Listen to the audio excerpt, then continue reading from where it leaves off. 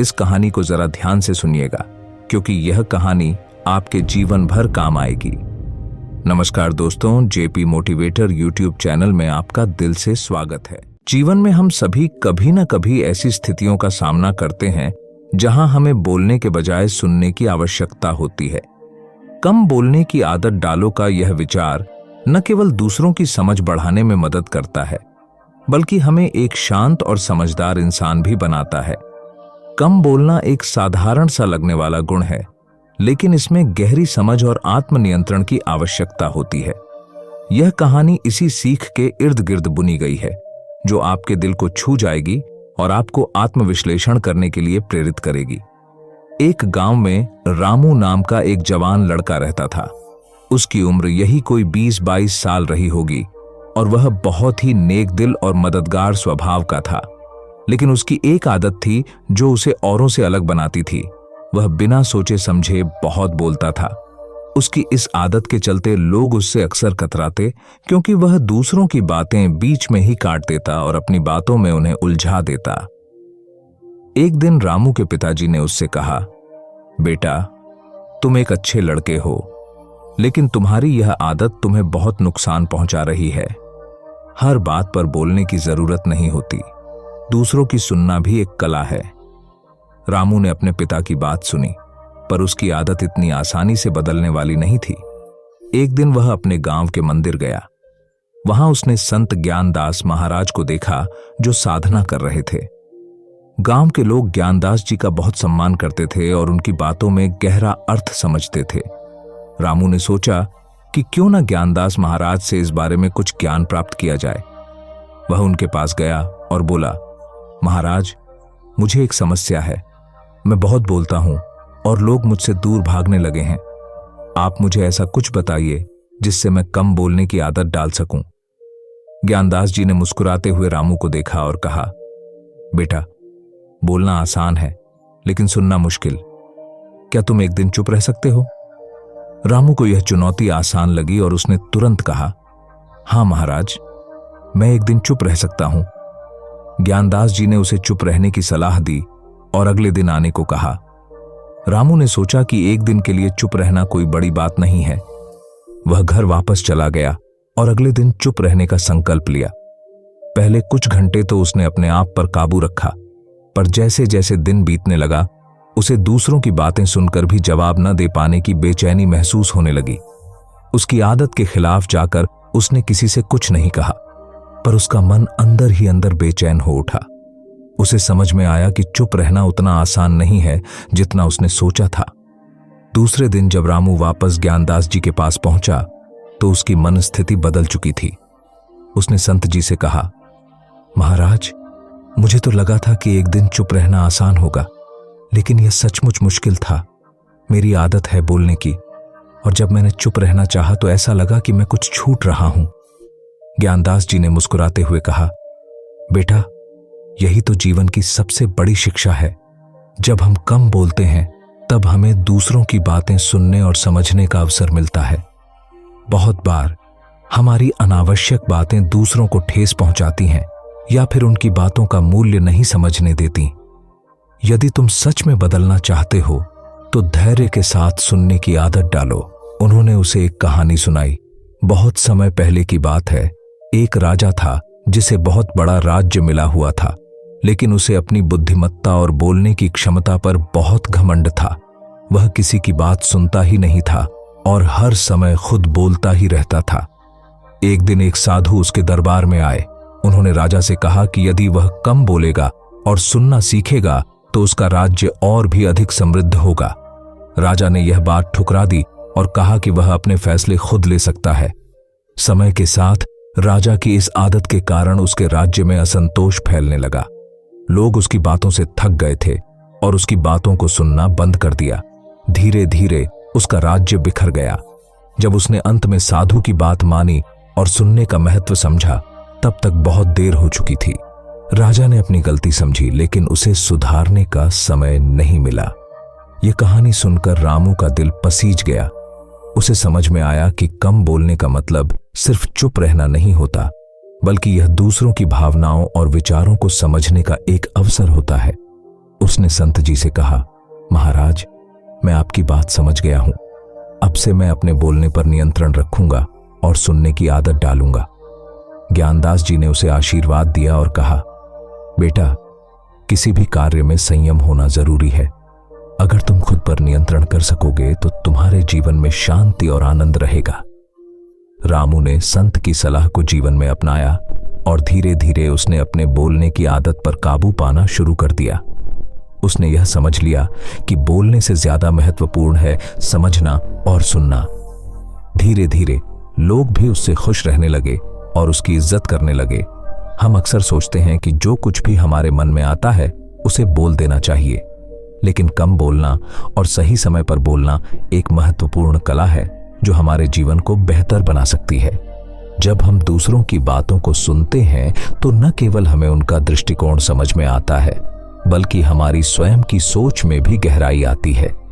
कम बोलने की आदत डालकर हम दूसरों को भी सुन सकते हैं और अपने विचारों को संतुलित कर सकते हैं। कम बोलने की आदत डालना वास्तव में एक वरदान है।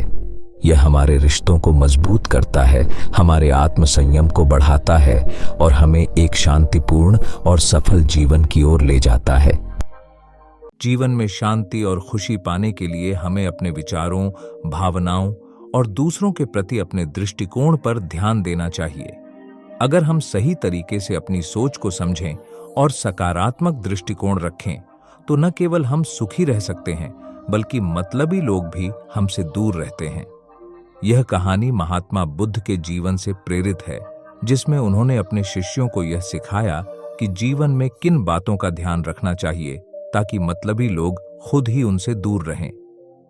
एक दिन की बात है, गौतम बुद्ध अपने शिष्यों के साथ एक गांव में प्रवास कर रहे थे। उनके चारों ओर शांति का माहौल था, लेकिन गांव के कुछ लोग परेशान थे। उन्हें लगता था कि बुद्ध की शिक्षाएं केवल अच्छे लोगों के लिए हैं और जिनके दिल में लोभ, ईर्ष्या और स्वार्थ भरे हैं, उन्हें समझाना संभव नहीं है। यह बात जब बुद्ध के शिष्य आनंद ने बुद्ध को बताई तो बुद्ध मुस्कुराए और बोले, आनंद, हमें लोगों के स्वभाव को बदलने की कोशिश नहीं करनी चाहिए। हमें तो केवल यह सीखना है कि किस प्रकार का जीवन जिएं ताकि स्वार्थी और मतलबी लोग हमारे समीप आने से पहले ही खुद को दूर कर लें। आनंद को यह बात सुनकर थोड़ा अचरज हुआ। उन्होंने पूछा, भगवान, क्या आप मुझे बता सकते हैं कि कैसे हम ऐसा जीवन जी सकते हैं जिसमें मतलबी लोग हमसे दूर रहें? बुद्ध ने आनंद को एक प्रसंग सुनाया जिससे उसे यह समझने में मदद मिले। बहुत समय पहले एक गांव में एक सज्जन व्यक्ति रहता था जिसका नाम सुधीर था। सुधीर नेक, ईमानदार और दयालु था। वह हमेशा दूसरों की मदद करता और बिना किसी अपेक्षा के ही अपने कर्तव्य निभाता। लेकिन उसके जीवन में कुछ लोग ऐसे भी थे जो केवल अपने स्वार्थ के कारण उसके पास आते थे। जब उनका काम निकल जाता तो वे उसे छोड़कर चले जाते। सुधीर इन लोगों से परेशान रहने लगा और सोचने लगा कि आखिर वह क्या करे कि ऐसे मतलबी लोग उससे दूर रहें। एक दिन उसने यह समस्या लेकर भगवान बुद्ध का रास्ता पकड़ा। वह बुद्ध के पास गया और अपना दुखड़ा सुनाया। उसने कहा, भगवान, मैं सभी के प्रति दया और सहानुभूति रखता हूं, फिर भी लोग मेरे साथ स्वार्थी व्यवहार करते हैं। मैं उनसे दूर कैसे रहूं? बुद्ध ने मुस्कुराते हुए सुधीर को पास बैठने का संकेत दिया और कहने लगे, सुधीर, यह जीवन एक यात्रा है और इस यात्रा में हमारा सामना विभिन्न प्रकार के लोगों से होता है। कुछ लोग हमारे जीवन में हमारे साथ चलने के लिए आते हैं तो कुछ लोग केवल अपने काम के लिए।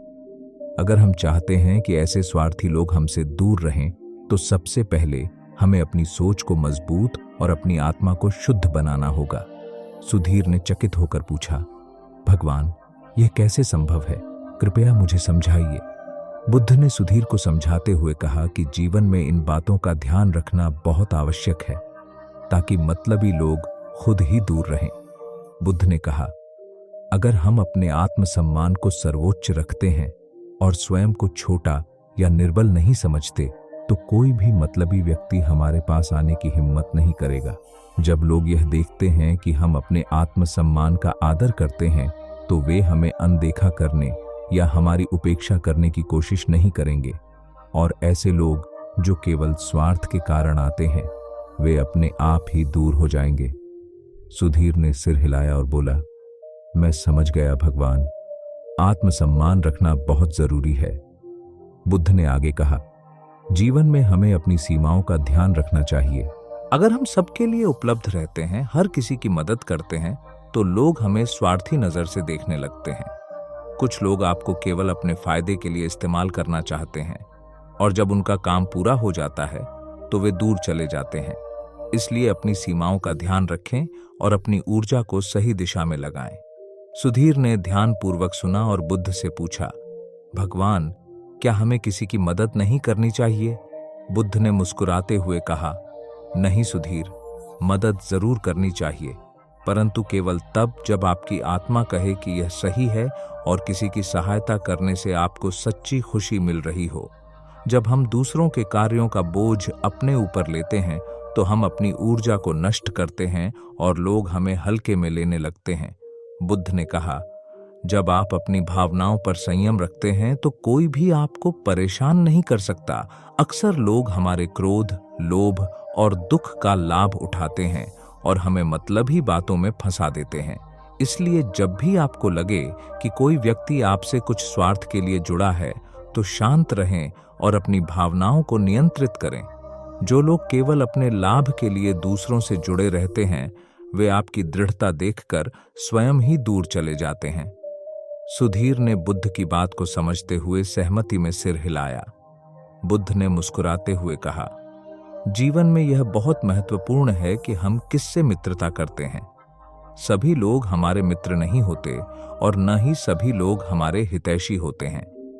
किसी से मित्रता करते समय यह देखना चाहिए कि वह व्यक्ति आपके साथ सच्चाई से जुड़े हैं या केवल अपने लाभ के लिए।